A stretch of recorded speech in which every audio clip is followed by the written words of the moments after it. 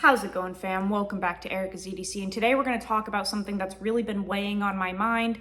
This is going to be a discussion video, and it's one that you can just turn on in the background, whether you're, eating your dinner, taking a shower, having a snack, doesn't matter. I'm not really going to be showing anything super important, but it's going to be an important discussion to listen to, so let's get into it. This knife came in yesterday. This is from a company called Bear Forest Knives, and this came in for testing and review. My friend Jesse, who supplies a lot of the stuff for the channel, bought this and he sent it to me.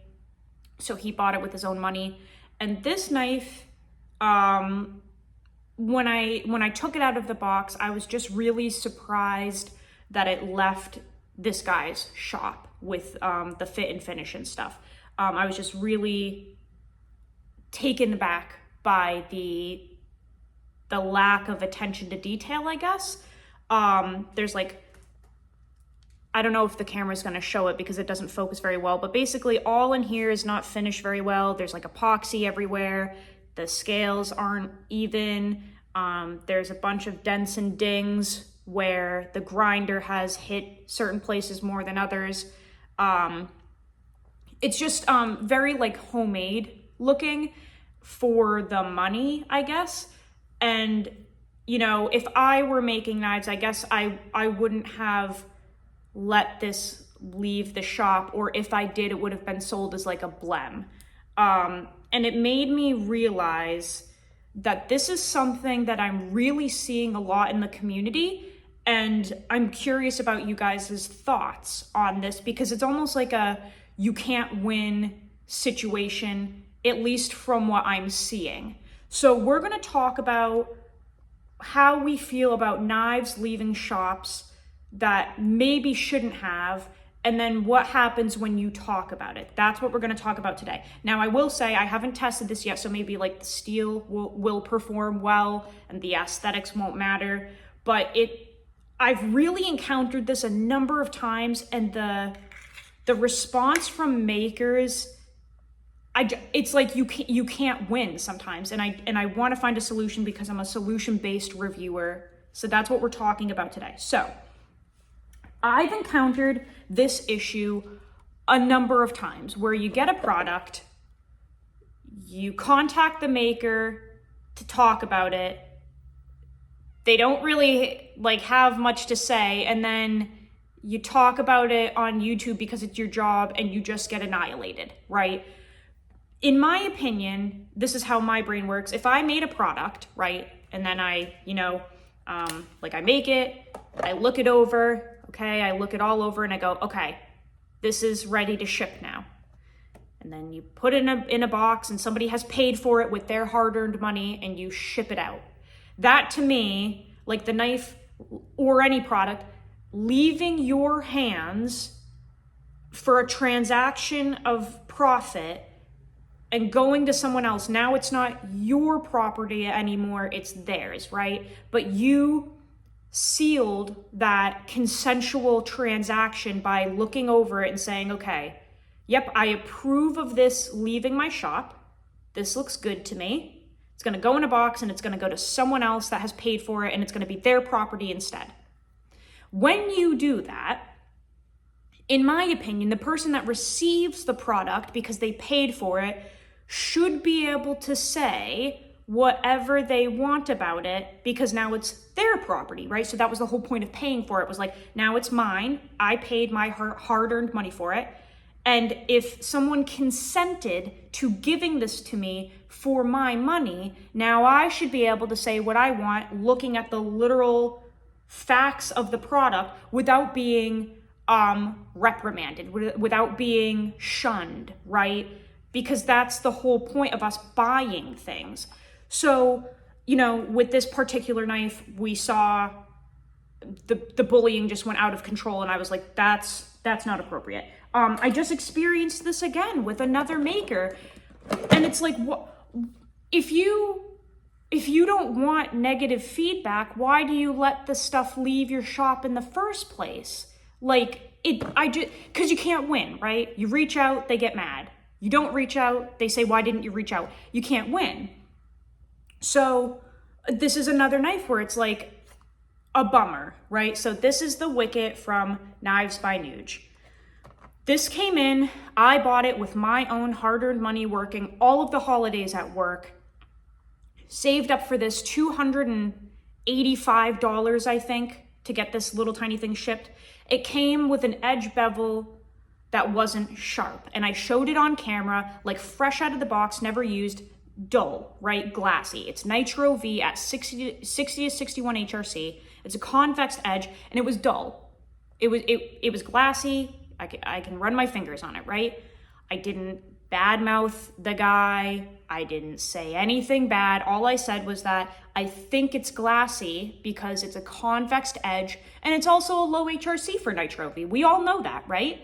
And in the video, I said, you know, it's run a little low for my liking, but if he was doing it for toughness and edge stability, that's okay, I guess, because he gave us very thin geometry. So I literally even showed on video that this has very, very thin geometry, and even though it's dull, it will actually still do certain tasks fairly well, like feather sticking, because the knife is so thin, it's such a thin geometry, it actually does still perform. So I didn't even like crap on this guy, right? I just said, you know, I would love to see this maker bump up the hardness a little bit more on some of his knives because I think they would perform better. You know, that's his choice, right? He doesn't have to listen to me, of course. I was just saying, like, it would have been kind of cool because this was so glassy out of the box, and I have to put a new edge on it fresh out of the box.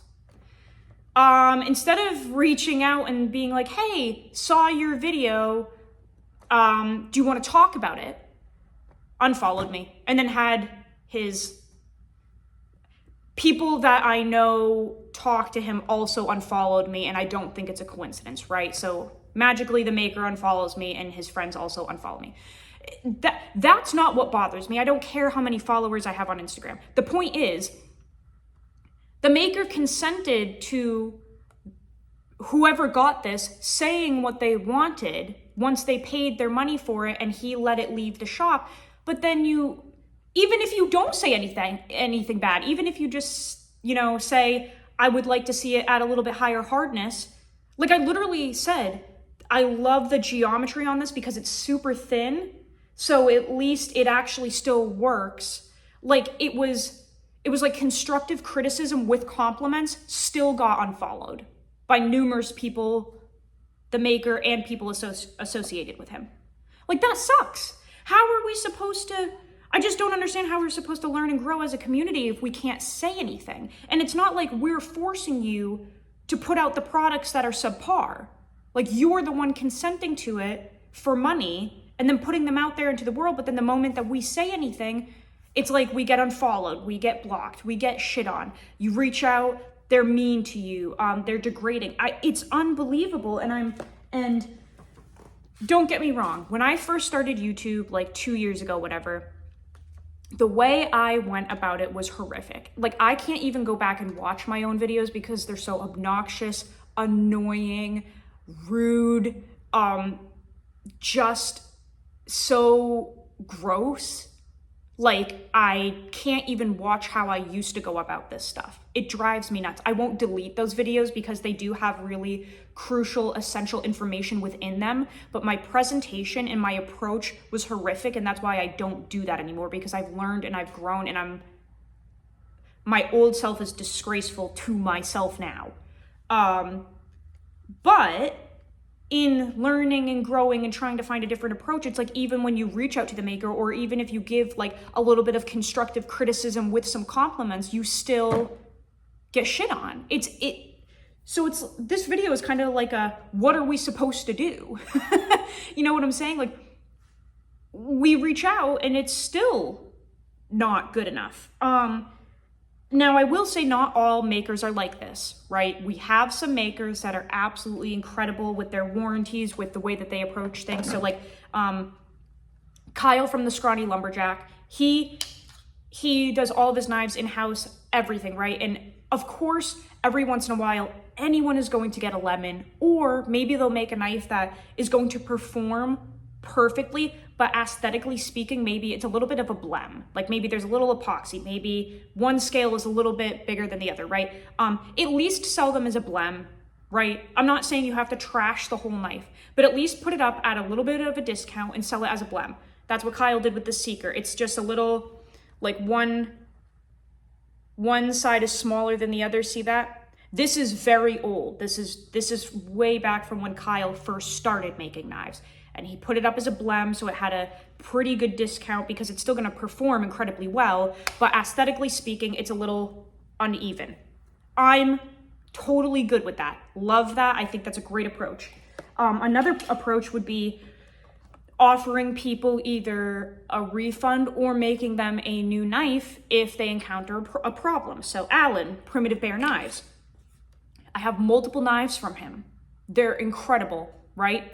I did get one that Jesse paid for with his money and then sent to me. And this one, during the sharpening and deburring, it had some issues, which I recorded so that we had the whole proof. And yes, I did reach out to him before posting anything on YouTube. It was a conversation beforehand and he agreed he was going to make me a new knife, right? So this one I was sharpening, the burr would come up and then it would either flip to the other side or it would be like this wire that was stuck to the apex and it wouldn't come off. It's not like I could deburr it because the wire literally was so thick that it would just stick. And then when you tried to get it off, it would actually pull parts of the apex off. So maybe a little bit of a lemon with the heat treat or something, right? And I took pictures, videos, and Alan was like, that shouldn't be happening. I take responsibility for that. I'm gonna make you a new knife.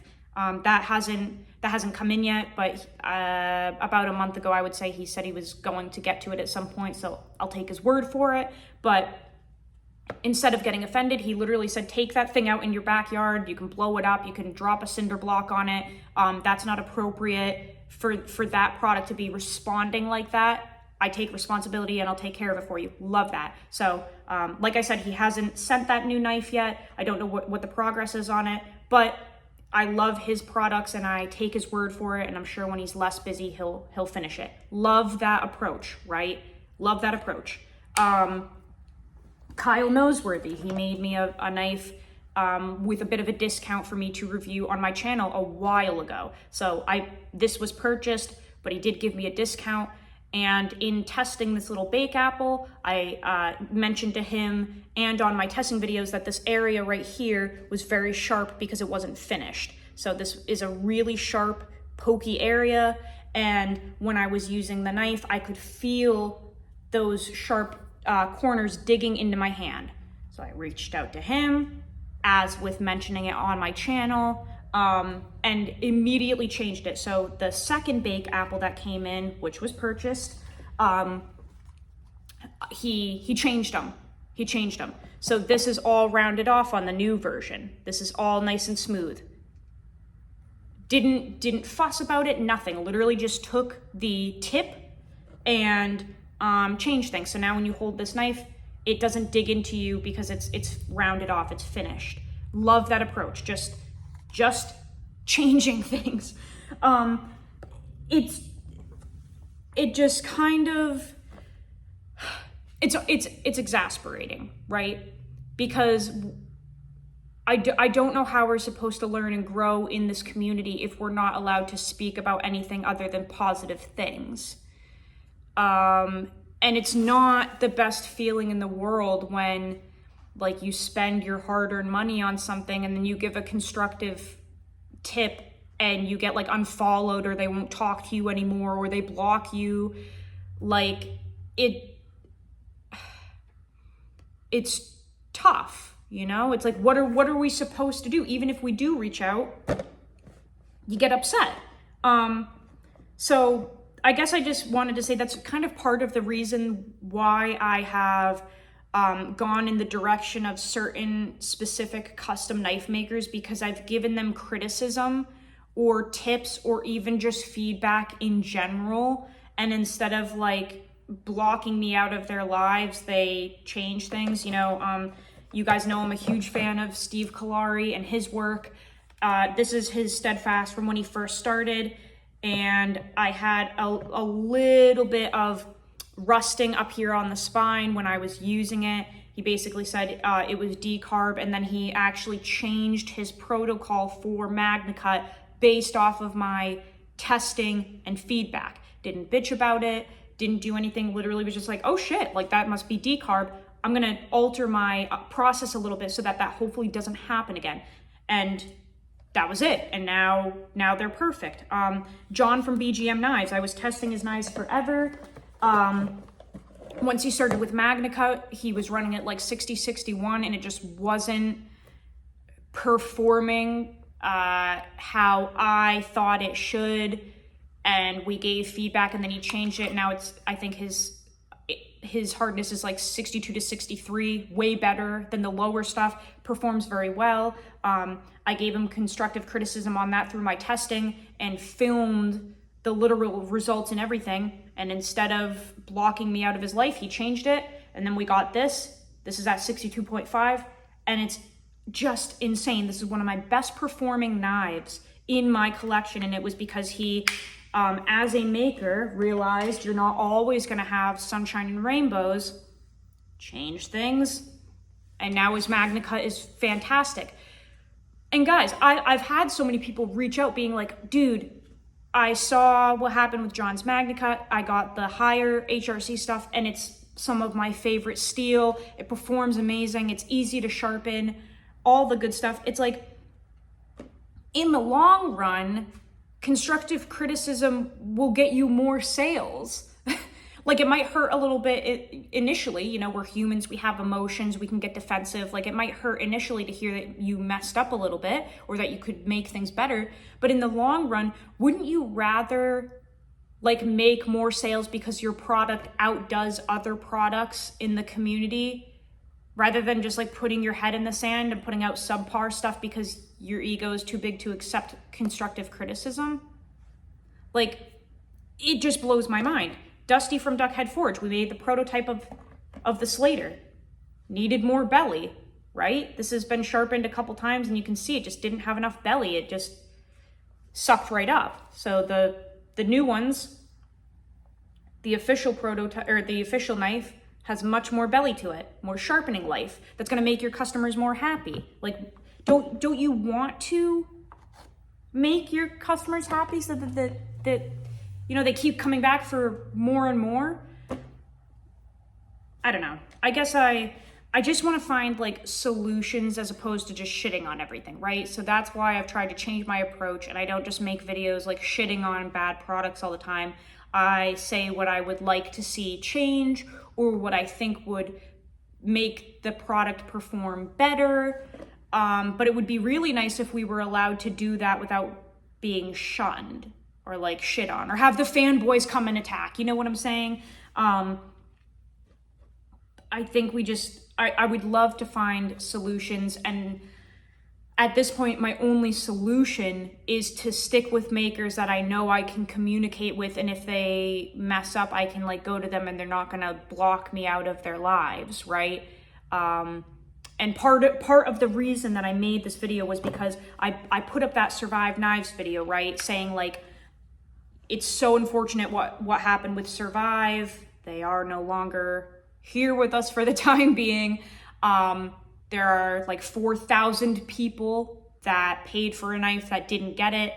I am in no position to help people financially with that burden. The only thing I can do is direct people to makers that can either make a knife similar to what you had on order, or that already produce a knife that could fill that void for you. That's all I can do in my position. And still, there were probably 3 people on that video that were like, you're just using this as an excuse to market and shill for makers that you work with. Of course I'm using this to my advantage to put you toward makers that make good products. Like, how is that a bad thing? How is that a bad thing? That there are makers out there that can make a knife that you want. How on earth is that a bad thing? And the best part is they've already been tested thoroughly and reviewed. You don't even have to take a crapshoot with your money, because the good thing is I already had the knives, tested them, abused them, filmed them, And we already know how they work because that's the whole point of this channel. So you already have that guarantee that it's gonna work. And even if it doesn't, at least they're makers that you can reach out to and be like, hey, I think I got a lemon, and they'll help you, right? Like, it's mind-blowing how in this community we can find solutions that will benefit other people and you still get shit on. Like, I don't know another solution to the Survive situation other than directing you guys toward knives that I stand behind, basically, right? And that other people stand behind. Like I genuinely don't know what else I could do because I don't have money to give you. I don't know what else I can do other than direct you toward knives that I think would make you happy and work for you. And apparently that's still not good enough. So that's what today's video was about. You know, we have a lot of really incredible makers out there. Levi from Northern Knife Works, you know, he's in a position where he can kind of make you whatever you want. Like, you can draw up your own idea and he'll probably make it for you, even if it's a huge ass chopper or a little knife. Like, the whole point of these makers is that they have the time and the resources to make knives that you have inside your head, and you can get literally what you want, which I don't think is a bad thing. I think that's a really good thing that we still have makers that have the flexibility to customize a product that you want. So the fact that even that is getting negative feedback, not a lot of it, but a little bit, it's like, okay, then what solution do you have, right? We make you something you want, it's not good enough. We don't make you something you want, you're still upset. We give you feedback, you don't like it. We don't give you feedback, we should have given you feedback. It's just this never-ending cycle of like nothing is good enough, basically. So I'm hoping that you guys, I'm hoping that the makers that appreciate the feedback and make good products, I hope that they continue to get support, because there are definitely makers out there where they love you if you give them what they want, and if you don't give them what they want, they turn on you like that, even if it's not negative, even if it's just an observation of a product that you own. You still get shunned. So that's what today's video was about. I hope that you guys appreciate that. Let me know what you think down below. There are a lot of really great makers out there where you can express how you feel about your property and you won't be exiled. And that's why I talk about those makers on the channel. I get nothing from it other than happiness that I'm helping the people that do appreciate the raw, honest feedback. So I will see you guys on the next video. I hope that you enjoyed this. Go use your shit. Learn how to sharpen your knives. I will see you on the next video. I love you so much, fam. Take care.